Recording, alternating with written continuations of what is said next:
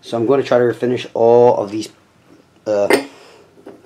pieces to the jacuzzi tub that I reglazed. I'm going to use here, these. I'm going to try to. I got this here to take the finish off of them. I'm going to use that with my Ryobi gun here, my impact driver.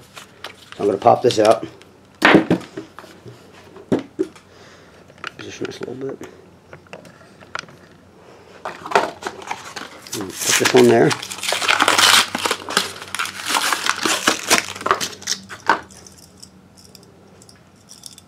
This is sharp, so as you can see, I just cut my finger.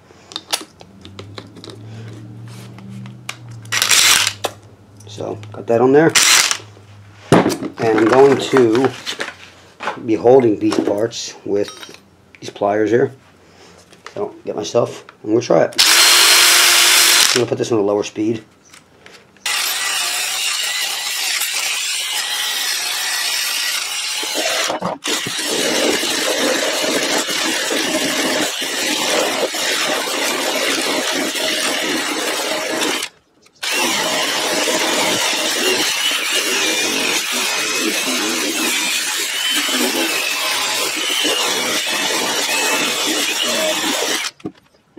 It's working, but slowly. You can see the difference between this one's mostly silver and this one's still a little back to gold on it.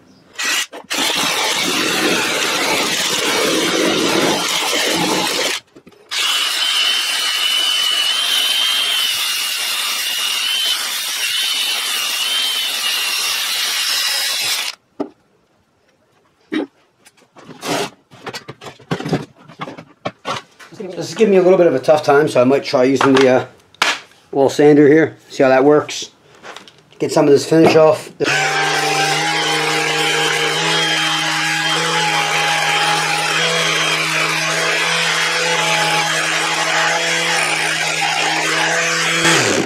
It seems to work a little better. Put a new pad on this. This one's pretty shot. So I was having a little bit of a problem with,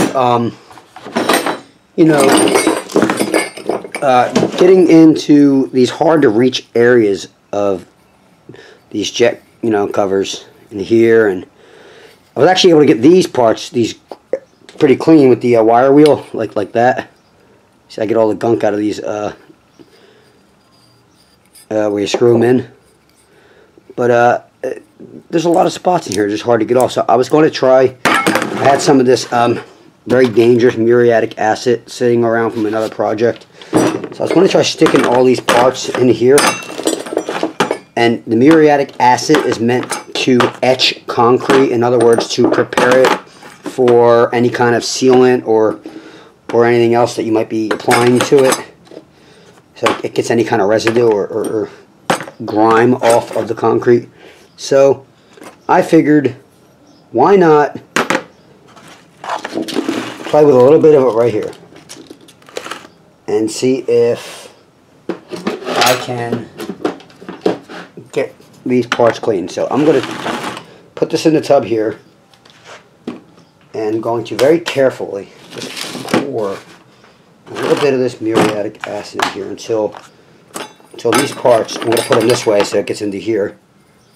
So until these parts are a little covered, and we'll let it sit for a little bit and see what happens. Well, this stuff is very caustic. I'm going to open the door. There's just fumes coming out of the top of the bottle. So, whoa, very strong smell.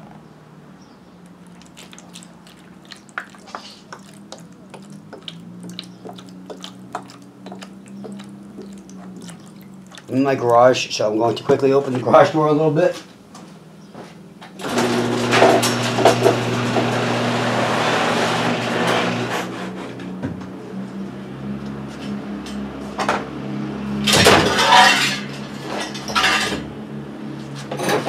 So, got some cross ventilation going with the garage doors.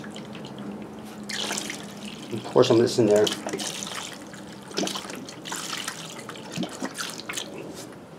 Okay, that should be enough, I think. A little more, maybe. So what we'll do is let it sit, and hopefully it'll take some of that grime off of these that I can't get to.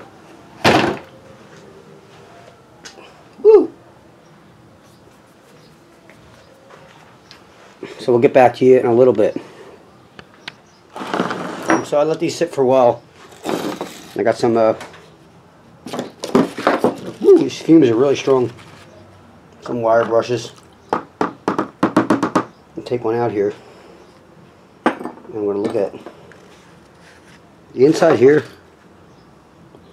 It looks a lot better, if you can tell, in here. But I found this here in my plumbing kit. This will get in there nice and good, I think. It's actually the perfect size. I looked out.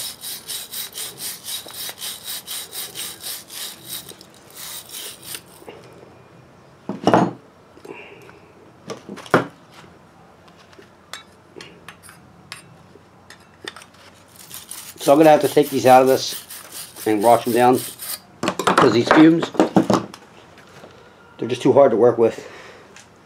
The finish wasn't coming off too good, so we decided to stick them in the fire and melt it off. Hopefully that should get it off, and they'll be nice and clean and ready to paint. I feel like all the plastic's off them now. I didn't really want to put them in a fire. Unfortunately, I just couldn't get this finish off, and now it looks like we're left with nothing but metal on all of them. You can actually feel the difference with the blade. So now we just got to clean them up. See how that goes. So.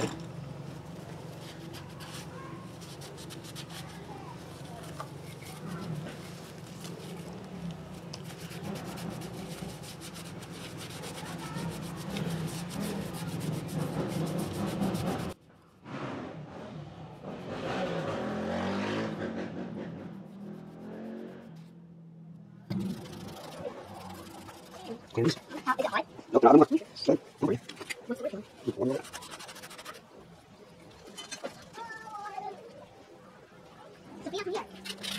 I might just hit them with sandpaper to clean them.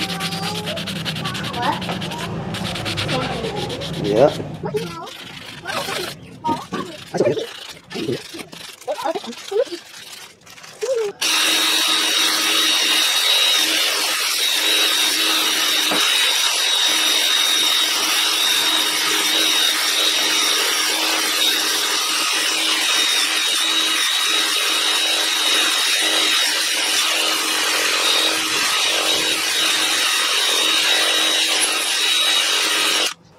Wow, what a difference. So, let's polish this up with a little rag here.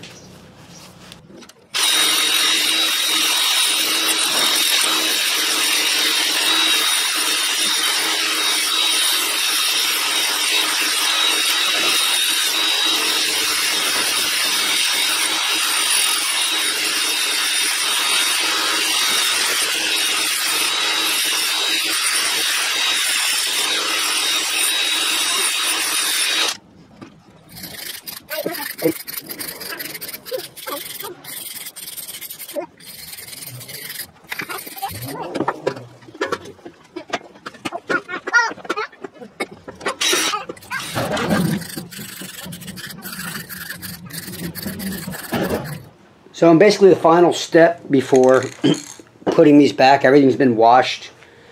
Everything was put in the fire, put in acid, put in fire. After the fire, they were sanded down. Then I put them in the sink, washed them with soapy water and some vinegar, dried them, and finally we're here. They're finished.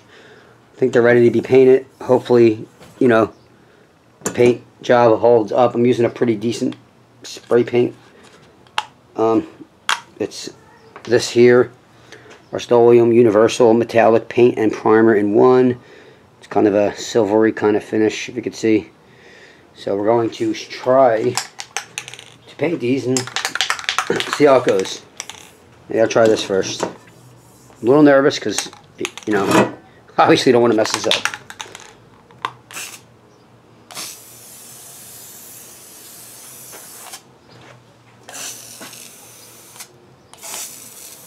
I'm just going to do light, even coats, and I can always do a second coat after.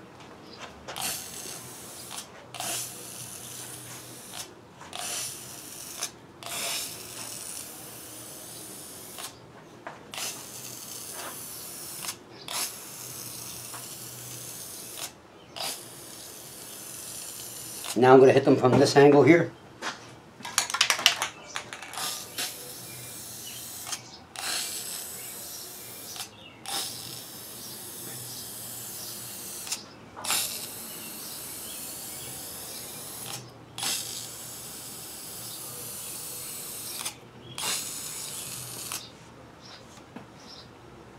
And I don't know if there's any real trick to this. I'm just going to just put enough coats that, you know, they look fully covered.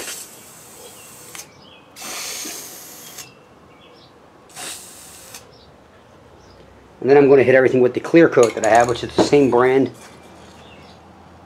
I think that that'll hopefully make the paint a little more durable. I'm going to let them dry for a few minutes, and I'll be back. So after putting these things in the fire, cleaning them off, if they had soot all over them, give them a little cleaning as you saw. This is what we're left with basically. So what I did was sprayed them down with the paint, right? And then I also sprayed them with some clear coat after I put a few coats of the paint on, so they'd be more resistant to any kind of, you know, damage. And you can see the finish looks pretty good on them. Put one of these here. Looks pretty good. We're hoping it holds up. A little bit of paper stuck to this. No big deal. But we're hoping they hold up. And one thing I'll say is I did do the backs too. Only because I felt that if I just sprayed the fronts, the spray would get right to the sides here, right here, and that would stop. So here I put one coat on the back also. Maybe it would make sure that there's nowhere the spray stops, which will create a weak point maybe. I don't know if that matters or not, but I tried it. But yeah, I think everything came out pretty good, as you can see. This is the bottom of the faucet here. Looks pretty good. So